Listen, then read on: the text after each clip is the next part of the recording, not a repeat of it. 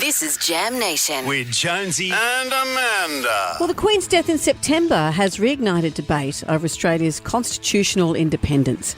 Is it time for Australia to be independent from the monarchy?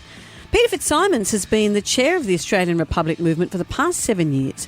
And at a time when the debate is respectfully now up for discussion, now the Queen has passed away, Peter's announced he's stepping down from the position. He joins us now. Good morning, Pete. Good morning, Amanda. Good morning, Jonesy. Hello, Peter. I'll always be happy to discuss it. Yep. But what does the head of state actually do? Presides, oversees, that kind of thing. Basically, I mean, the Westminster system, the power resides with the Prime Minister and the government. And, you know, in Australia, we have the Governor-General who's representing Queen Elizabeth II, well, in fact, now King Charles III. But for me, in my term of 7 years, there was one particular moment. I mean, I've always been motivated by the idea of republicanism.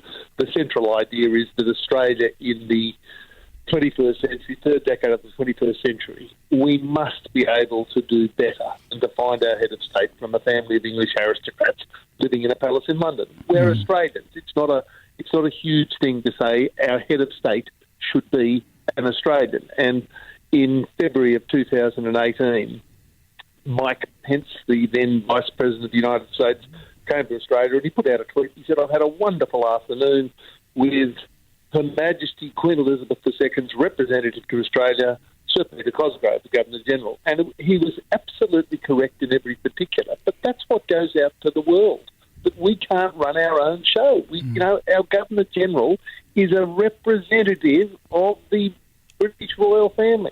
It's interesting. I think people always felt that that was just ceremonial until the sacking of the Whitlam government, and then we realised that they did play a role.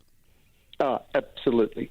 And so, you know, I've been doing it for 7 years, and some people are surprised that I'm stepping down now. Well, I'm not stepping down. We've got elections, you know, coming up, and I've just said, in June, I said we were clearly coming to the end of the Elizabethan age, and I've been beating a drum fairly loudly for 7 years. And so with the instalment of a Minister for the Republic, you know, I love the phrase used by the monarchist Lyle Shelton.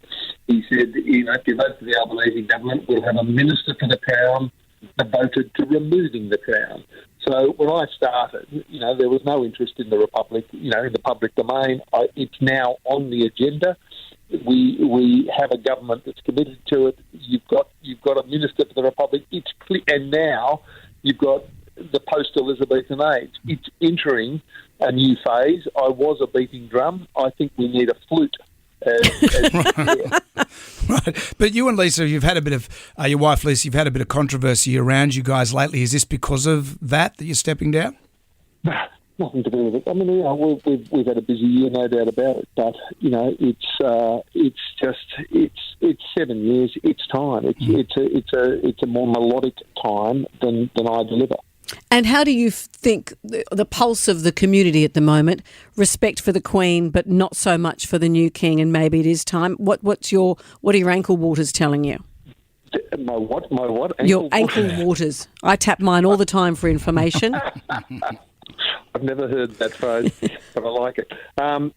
There were a couple of there were a few polls taken at the very height of the morning, you know, the MOURNI, in the morning period for Queen Elizabeth II. I thought completely irrelevant. You know, like there was one that said we were 1 point down, 5 points down, 8 points down, average just under 5 points. And you know, of course, at the height of that morning period, there would be a surge of interest in the royalty.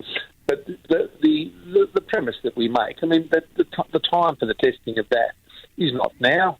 Let's check in a year when people settled in, because what Queen Elizabeth II, in recent times, I mean, so many people have said to me, "I'm with you once the Queen dies," and we've had a surge in membership like we've never had in our history, and all of that will play out.